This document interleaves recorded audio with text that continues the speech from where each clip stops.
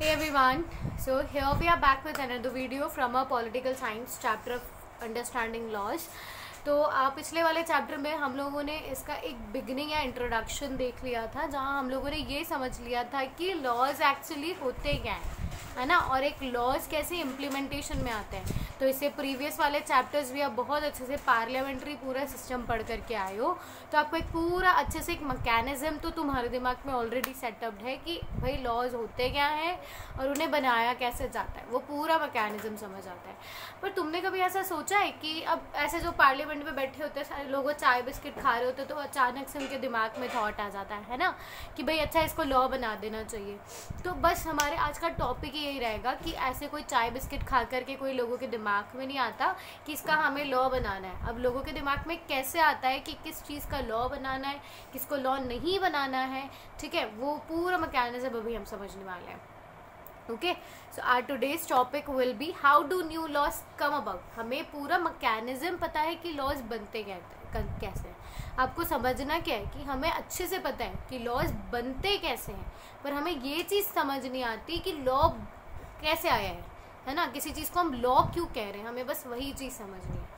मतलब प्रॉपर्ली अगर आप समझोगे कि आपने अभी देखो जीएसटी वाला सुना होगा, अभी रिसेंटली फार्मर्स के बारे में बहुत सारे लॉज के बारे में अभी चल रहा है ना, तो वही आपको टॉपिक समझने की ज़रूरत है, वही चीज़ आपको बेसिकली समझने की ज़रूरत है कि भाई ये लोगों के दिमाग में कहाँ से आता है, किसको उठा करके हमें कॉन्स्टिट्यूशन में डालना है, ऐसे उठा करके हमें लॉ बनाना है। ठीक है, तो we know that parliament has an important role in law making. Important role भाई वही तो बनाता है, बाकी सब तो टाइम पास करते हैं। पार्लियामेंट ही तो वो प्लेस है जहाँ पर लॉज बनते हैं, है ना। बाकी तो सारे लोग क्या करते हैं, कुछ नहीं, बाकी तो उन लॉज को इम्प्लीमेंट करवाना, उनको एक्सेप्ट करवाना, जो मतलब सारी एक्टिविटीज, वो सारी चीज़ें अलग, पर एक्चुअली जो मेकिंग ऑफ लॉ वाला प्रोसेस होता है वो कहाँ होता है, पार्लियामेंट, है ना। ये आपको अच्छे से बताया। But how parliament gets to know that which laws are required to be made. ऐसे चाय पीते पीते बिस्किट खाते खाते नहीं आता दिमाग में, ठीक है। अब वो किस रीज़न से उनके दिमाग में आता है और उनको ऐसा क्यों लगता है कि भाई इसको तो मुझे लॉ बना देना चाहिए, या इसके बारे में हमें डिबेट्स और डिस्कशंस करने चाहिए, ठीक है। जैसे आप लोग भी कुछ काम करते हो, अचानक से आपको बोला जाएगा ना कि भाई हमें पिकनिक चलना है, तभी तो तुम्हारे दिमाग में थॉट आएगा कि अच्छा हम वहाँ जा सकते हैं, ये कर सकते हैं, वो कर सकते हैं। अगर तुम्हें बोल दिया कि भाई कोरोना फैला हुआ है, आइसोलेशन में अपने घरों में पैक होना है, तो तुम थोड़ी प्लान बनाओगे कि हमें तो वहाँ जाना है, हमें तो वहाँ जाना है, नहीं ना। तो ऐसे कौन सी चीज़ें होती है, ऐसे कौन सी सर्टन एक्टिविटीज़ होती है जिसकी वजह से लोगों के दिमाग में आता है कि भाई इसे तो हमें लॉ बनाना चाहिए, है ना। तो there are many ways through the which this takes place, और यही सारी चीज़ें जो भी हम पढ़ने वाले हैं, ठीक है। अब ये कौन कौन सी चीज़ें जिनकी वजह से लोगों को लगता है कि भाई इसको हमें लॉ बनाना है। तो सबसे पहला हमारे पास आता है issues raised by different groups of societies. मतलब आपको बेसिकली समझना क्या है बेटा, अगर कहीं पे प्रॉब्लम होगी तभी तो आप उसका सोल्यूशन दोगे, है ना।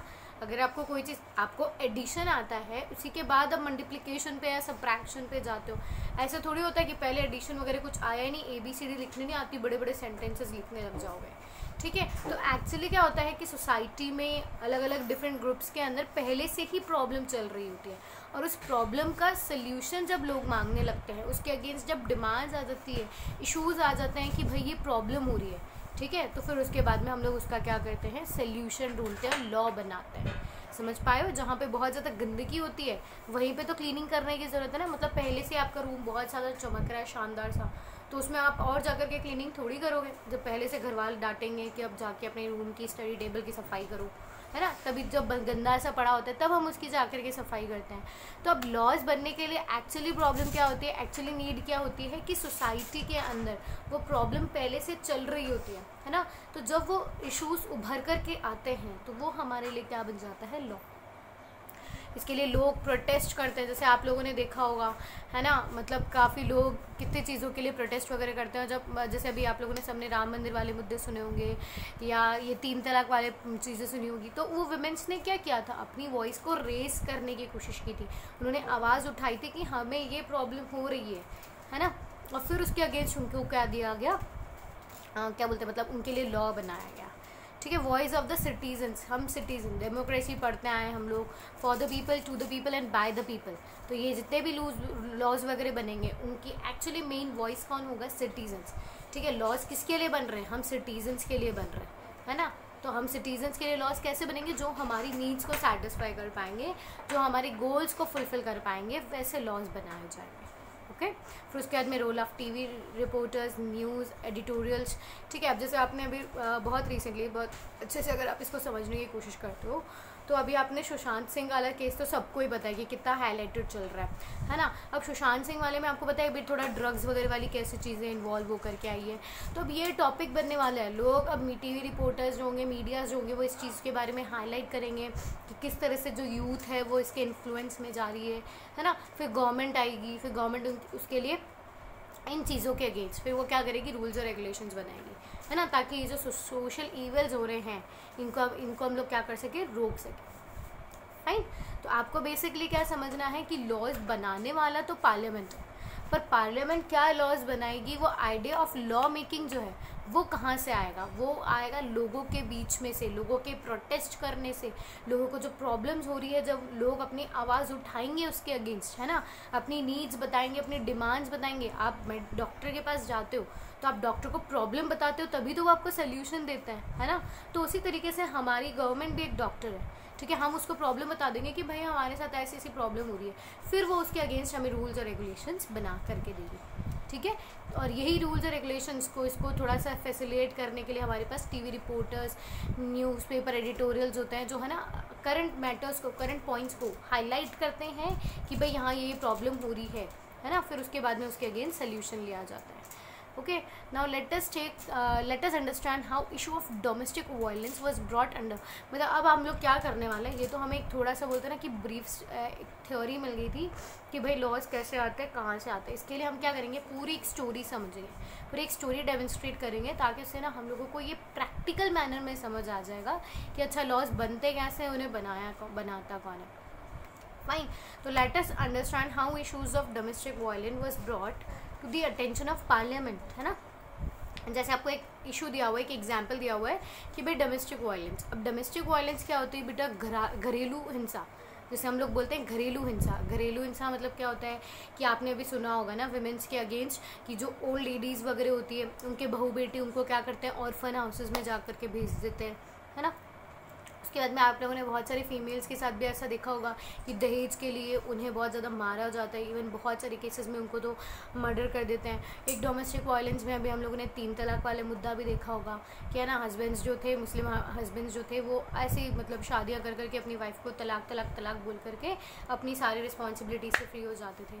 तो ये एक डोमेस्टिक वायलेंस है। डोमेस्टिक वायलेंस आप मतलब समझे हो, घरेलू हिंसा जिसको हम बोलते हैं, ठीक है। अब ये अटेंशन लाया गया था, मतलब इसके बारे में प्रोटेस्ट होने लगा था, इसके बारे में इश्यूज़ रेज हुए थे, है ना। फिर टीवी रिपोर्टर्स और न्यूज़पेपर्स में भी काफ़ी चीज़ें बताई गई।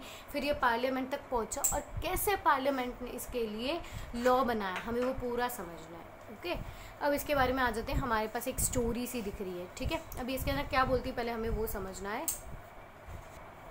ठीक है। तो अब यहाँ पे क्या है कि शाजिया मतलब न्यूज़पेपर रीड करती है। न्यूज़पेपर में एक आर्टिकल देखो लिखा हुआ है, the protection of women from domestic violence act 2005 passed, ठीक है। मतलब यहाँ पे जो विमेन जिनको डोमेस्टिक वायलेंस फेस करना पड़ता, अभी हमने देखा था कि डोमेस्टिक वायलेंस हो रहा था, उस डोमेस्टिक वायलेंस के अगेंस्ट क्या होता है कि लोग अपनी आवाज़ रेस करते हैं, पार्लियामेंट तक वो मुद्दा पहुँचता है और फिर उसके लिए लॉ बनाया जाता है। तो अब न्यूज़पेपर में आया है कि गवर्नमेंट ने क्या किया है कि पार्लियामेंट के लिए लॉज बनाए हैं, ठीक है।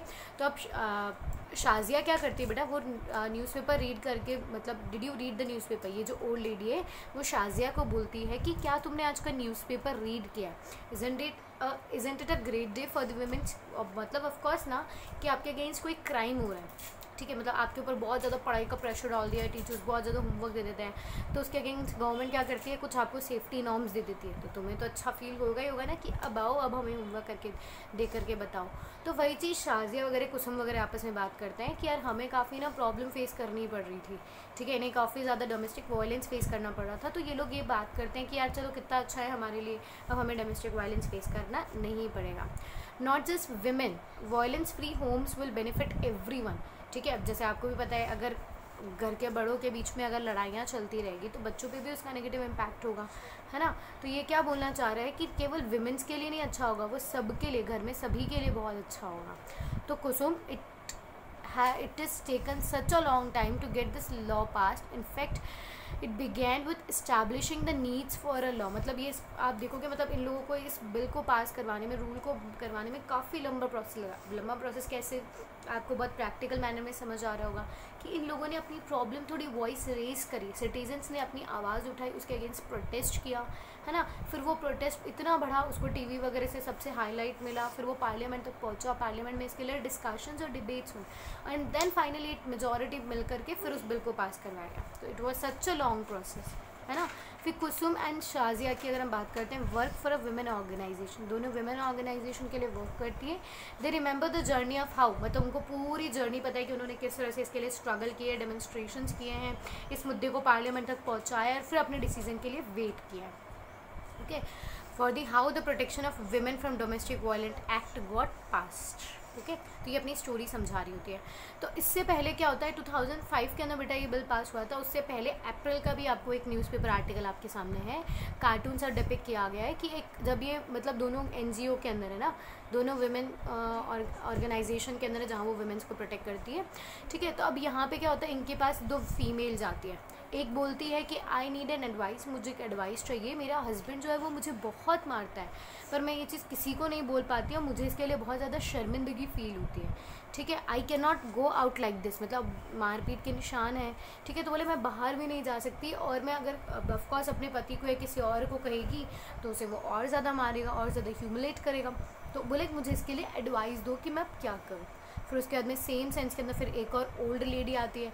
तो बोला जाता है कि मेरे साथ मारपीट तो नहीं होती है, पर मैं अच्छे से ट्रीट नहीं किया जाता, मुझे इल ट्रीट किया जाता है। इल ट्रीट मतलब गलत व्यवहार किया जाता है मेरे साथ। मेरे बेटे और बहू जो हैं वो मुझे वर्बली अब्यूज़ करते हैं, वर्बली मतलब बोल करके गाली गलौज करते हैं उसके साथ, ठीक है। I have no access to bank accounts and they may even throw me out, मतलब मेरे पास ना ही कोई पैसे वगैरह, इवन जितना भी मतलब पैसे वगैरह बैंक अकाउंट वगैरह एक्सेस नहीं करने देते हैं वो मुझे, ठीक है। सारे पैसे वो अपने पास ही रखते हैं, और मतलब इवन दे आर प्लानिंग कि वो मुझे घर से बाहर निकाल देंगे। ओके, तो अब ये लोग मतलब सारी चीज़ें अपनी सारी चीज़ें बात कर रहे होते हैं उस NGO के साथ, कुसुम वगैरह इनके साथ में। तो वो लेडी वापस से बोलती है I don't want to go to police, मतलब मेरे पति मुझे मारता है, पर फिर भी मुझे केवल पुलिस के पास नहीं जाना है, बस मैं ये चाहती हूँ कि मेरा ये वायलेंस जो वो मुझे मारपीट जो कर रहा है वो रुक जाए। ओके, तो सेम सेंस के अंदर वो भी यही बोलती है जो ओल्ड लेडी थी कि I also don't want to be thrown out of the house जहाँ मैं अभी रह रही हूँ, ठीक है। तो अब वो जो लेडी है कुसुम, और ये जो मतलब जिनका जो NGO था कुसुम एंड शाजिया, तो ये बाद में सजेशन देती है कि अनफॉर्चुनेटली 1991 की बात हो रही है, ठीक है। ये 1991 से स्ट्रगल चला था, तो 2005 के अंदर लॉ बन के आया। तो ये उस टाइम पे बोलती है कि अनफॉर्चुनेटली अभी तक हमारी कंट्री में ऐसा कोई लॉ नहीं है, ठीक है, जो इस क्राइम के अगेंस्ट आप लोगों को बचा सके। Unfortunately the existing law is the criminal one and does not offence these option, मतलब आपको ऐसा ऑप्शन ही नहीं देता है। अभी तक का जो एग्जिस्टिंग लॉ है वो आपको इसके लिए सेफ्टी प्रोवाइड नहीं करता है। ओके, तो ये इन्होंने बात कर दी। अब क्या होता है, थ्रू आउट द 1990s, मतलब 1991 के इंसिडेंट है, पूरे टाइम पे ये 10 साल के लिए मतलब काफ़ी ऐसे बहुत प्रोटेस्ट वगैरह करते हैं। The need for new laws was raise in different forums, different forum मतलब अलग अलग जो कोर्ट होते हैं ना जुडिशरी के, district level, high level, state level, सब पे जा कर के इन लोगों ने, high court level, high level क्या होता है पता नहीं, ठीक है। तो उन्होंने वहाँ जाते हैं और अपनी पब्लिक हियरिंग की डिमांड करते हैं, वहाँ प्रोटेस्ट करते हैं, नारेबाजी करते हैं, ठीक है। अब इन सबको क्या मिलता है, मीडिया हाईलाइट मिल जाता है। और 1999 के अंदर जो बहुत सारे लॉयर्स होते हैं, एक्टिव ग्रुप्स होते हैं, स्टूडेंट्स वगैरह के, एक्टिविस्ट वगैरह के, सब एक साथ आते हैं, ठीक है। और ये एक ड्राफ्ट बनाते हैं। ड्राफ्ट मतलब आपको पता है ना, अब जैसे अब क्या होता है कि आपको अच्छे से पता है, पार्लियामेंट में बिल पास होता है ना, लॉ बनता है पार्लियामेंट में, पर लॉ ऐसा नहीं होता, मतलब जब उस चीज़ को इंट्रोड्यूस करवाया जाता है पहली बार पार्लियामेंट के अंदर, तो उसे बिल कहा जाता है ना। फिर उस बिल के बाद में जब वो एक्चुअली पास हो जाता है, उसे मेजॉरिटी मिल जाती है, तो उसके बाद में वो जा कर के लॉ बनता है। ये चीज़ आपको अच्छे से पता है, ठीक है। तो now after national wide consultation, मतलब पूरे हर जगह, पूरे ऑल ओवर द नेशन काफ़ी मतलब तेज़ी से ये मुद्दा फैल गया 10 सालों के अंदर, लोगों के बीच में, लॉयर्स वगैरह के बीच में काफ़ी अच्छा डिस्कशन वगैरह हुआ है। और इन्होंने फाइनली क्या है, एक ड्राफ्ट बना लिया, एक ढांचा बना लिया है कि हम पार्लियामेंट में इस तरह का बिल क्या करने वाले हैं, इंट्रोड्यूस करवाने वाले हैं। इसके लिए काफ़ी बड़ी बड़ी मीटिंग्स होती है, ठीक है। और फिर फाइनली क्या होता है कि the women's movement wanted a new law on domestic violence, मतलब जो पुराना वाला था, अभी तक उन्होंने बताया ना कि वो उनके लिए इतना ज़्यादा इफेक्टिव नहीं था। फिर फाइनली एक बिल जो था वो 2002 के अंदर इंट्रोड्यूस किया गया, ठीक है, बोला गया कि ठीक है हम तुम्हारे डोमेस्टिक वायलेंस के लिए हम 2002 के अंदर एक बिल इंट्रोड्यूस हुआ है। पर बेटा अभी भी क्या हुआ है कि ये जो विमेंस हैं उस बिल के जो नॉर्म्स है वो अभी भी इन विमेंस को पसंद नहीं आते हैं। The bill has none of what we have been suggesting, मतलब अभी भी जो विमेन एक्टिविस्ट वगैरह थी, जो ये NGOs वगैरह होल्ड करी थी, अभी भी इनको सेटिस्फैक्शन नहीं मिला है, ठीक है। तो वी मस्ट अपोज, और ये अभी भी नारेबाजी वगैरह करना कंटिन्यू करती है और अभी भी इनके लिए क्या मांगती है, ये न्याय मांगती है खुद के लिए। ओके अभी तक इनको जो चाहिए था वो इनको नहीं मिला है। मतलब you need to understand what a good process we are having, कि बिल बना नहीं पसंद आ रहा है तो उसको अपोज कर सकते हैं हम लोग, ठीक है। और अपोज करने के बाद में, ठीक है, आप देखो यहाँ पे several women organisation, national commission for women, ठीक है, मेड अ सबमिशन, मतलब इसके बाद में वो पार्लियामेंट स्टैंडिंग कमेटी बनाते हैं वो लोग, और पार्लियामेंट के इस बिल के लिए इसके अगेंस्ट वो वॉइस वगैरह उठाते हैं, ठीक है। फिर वापस से काफ़ी वापस नेशनल कमीशन वुमेन्स ऑर्गेनाइजेशन वगैरह मिलते हैं, ये सारी पार्लियामेंट्री कमेटीज़ मिलती है, ठीक है। दिसंबर 2002 के अंदर एक स्टैंडिंग कमेटी बनाई गई थी जो राज्यसभा में वापस से रिकमेंडेशन करती है कि इस बिल में आप ये चेंजेस लाओ, है ना। बिल लोकसभा और राज्यसभा में वो ये जाकर के बोलती है कि आप इस बिल में चेंजेस लाओ। फिर यहाँ पे वापस से देखो यहाँ लिखा हुआ है ना, the laws need to be provide some temporary custody of children also, मतलब इसमें ऐसी मांगी जाती है कि अगर मानो हस्बैंड वाइफ में ऐसा कुछ हो रहा है, प्रॉब्लम हो रही है, तो बच्चे की कस्टडी माँ के पास जानी चाहिए, ठीक है। ऐसे बहुत सारी ऐसे अलग अलग चेंजेस थे इसमें किया गया 2002 वाले बिल में। और फाइनली फिर, ठीक है, आप देखो the protection of women from domestic violence act जो है वो इफेक्ट में कब आ गया, 2006 में। मतलब पहले 1991 से जो लड़ाई शुरू हुई थी वो 10 साल लगे, 2002 में एक बिल पास हुआ, वो भी पसंद नहीं आया, फिर उसके लिए कंटिन्यूटी और प्रोटेस्ट किए गए, फाइनली 2006 के अंदर, ठीक है, वो बिल पास हो गया था। तो अब ये जो सारी वुमेन्स वगैरह थी, अब ये सारी मतलब थोड़ी सी खुश हो जाती है। ऑफकोर्स हम किसी चीज़ की डिमांड करते हैं घर वालों से और वो हमें ला के दे देते हैं, तो हमें भी अच्छा लगता है ना। तो इनका जो बेटा लॉन्ग स्ट्रगल था इतने पूरे टाइम से, वो अब फ्रूटफुली कन्वर्ट हो गया, और इनको जो सेफ्टी चाहिए थी अगेंस्ट दी डोमिनेशन, बोलते हैं ना अपन, मेन का जो डोमिनेशन था, डोमेस्टिक वायलेंस का जो डोमिनेशन था, है ना, वो सारा चीज़ इनको यहाँ पे सेफ गार्ड मिल जाता है।